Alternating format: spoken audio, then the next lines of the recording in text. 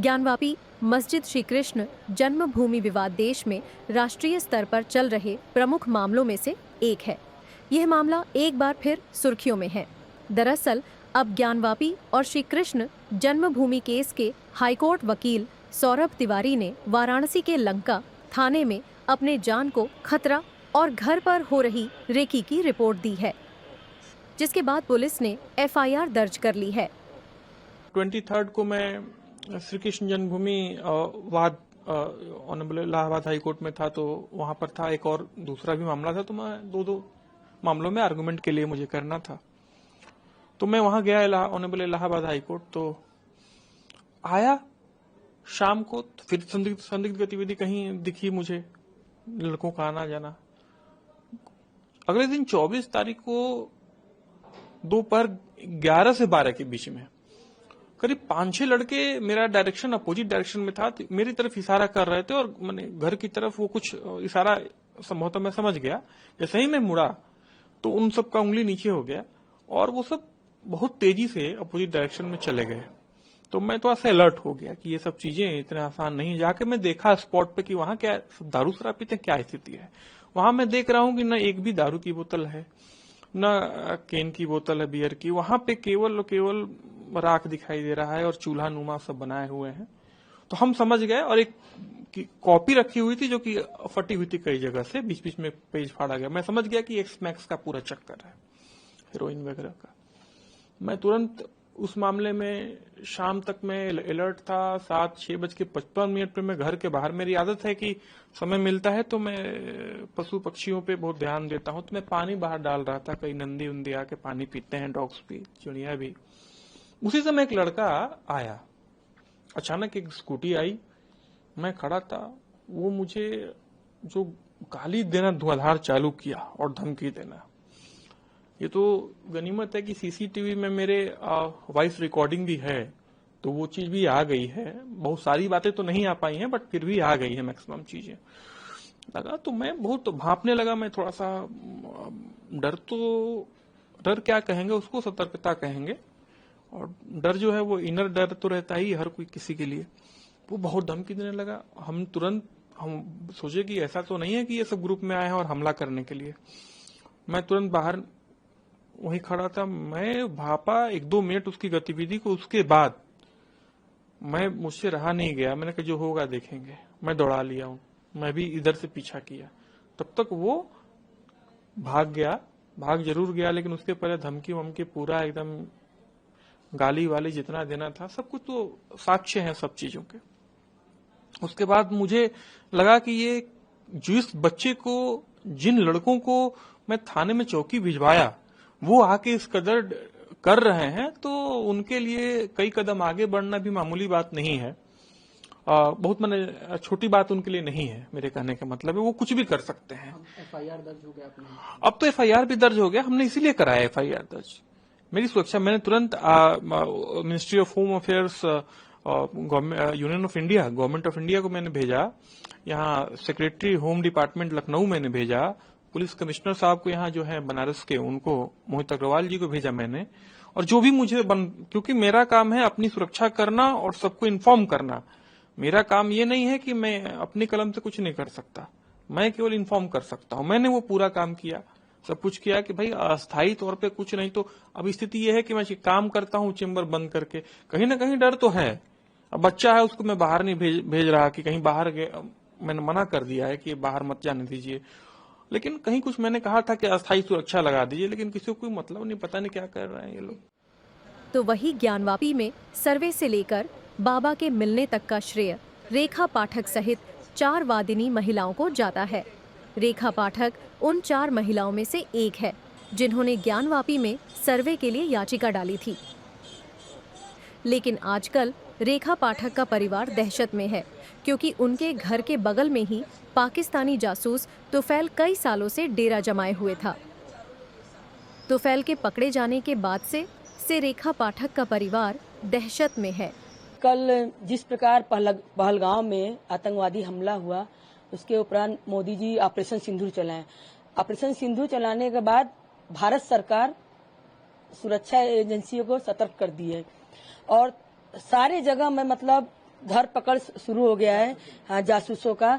और उसी उपरांत हमारे मोहल्ले में हनुमान फाटक आदमपुर क्षेत्र में तौफल मोहम्मद नाम का एक शख्स पकड़ा गया, जिसको हम लोग बचपन से देख रहे थे। उसके परिवार को हम लोग जानते थे और हम लोग को ये नहीं मालूम था कि ये जासूसी कर रहा है हम लोग का। अब बताइए, ज्ञानवापी में जासूसी कर रहा है, ज्ञानवापी का वीडियो बना के भेजा है, तो हमारा भी वीडियो बना के भेजा होगा। हमारे घर पे हम कहाँ रहते हैं, कहाँ नहीं रहते हैं, तो उसका भी वीडियो बना के भेजा। हमको तो और डर है, हम तो कल से घबरा गए हैं। हम अपने गेट के दरवाजे, सीढ़ी के दरवाजे सब बंद करके मैं घर में रह रही हूँ। हो सकता है कि कोई न कोई किसी रूप में आ जाए और हमको मतलब मार के चला जाए, तो क्या करेंगे हम। इसीलिए हम सीपी सर को एप्लीकेशन लिखे हैं, कल हम उनके पास जाएंगे देने के लिए। जहां एक तरफ एक के बाद एक पाकिस्तानी जासूस पकड़े जा रहे हैं, तो वहीं दूसरी तरफ लोगों के घरों के आसपास संदिग्ध व्यक्ति के घूमने का मामला सामने आ रहा है, जिससे लोगों को अपने जान का डर सता रहा है।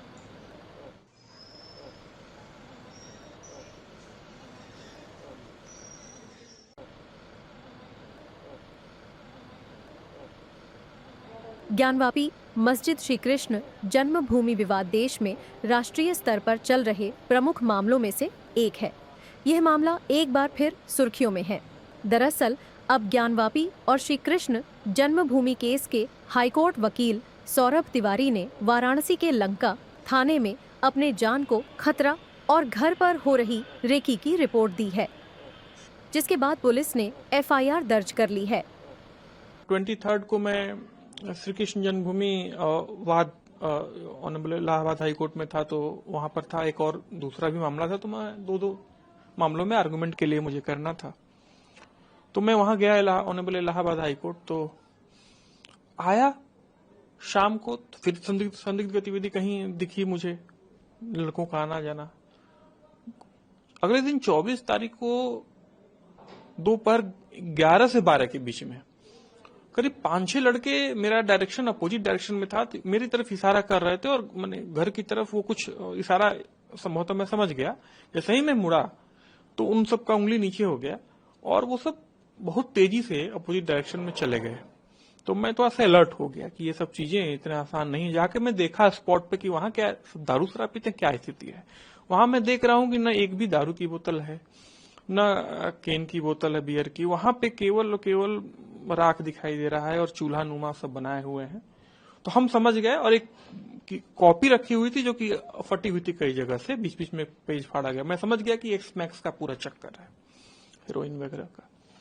मैं तुरंत उस मामले में शाम तक मैं अलर्ट था। 7:06:55 पे मैं घर के बाहर, मेरी आदत है कि समय मिलता है तो मैं पशु पक्षियों पे बहुत ध्यान देता हूं, तो मैं पानी बाहर डाल रहा था। कई नंदी उंदी आके पानी पीते हैं, डॉग्स भी, चिड़िया भी। उसी समय एक लड़का आया, अचानक एक स्कूटी आई, मैं खड़ा था। वो मुझे जो गाली देना धुआंधार चालू किया और धमकी देना। ये तो गनीमत है कि सीसीटीवी में मेरे वॉइस रिकॉर्डिंग भी है, तो वो चीज भी आ गई है। बहुत सारी बातें तो नहीं आ पाई हैं, बट फिर भी आ गई है मैक्सिमम चीजें। लगा तो मैं बहुत भांपने लगा। मैं थोड़ा सा डर क्या कहेंगे उसको, सतर्कता कहेंगे। और डर जो है वो इनर डर तो रहता ही हर कोई किसी के लिए। वो बहुत धमकी देने लगा। हम सोचे कि ऐसा तो नहीं है कि ये सब ग्रुप में आए हैं और हमला करने के लिए।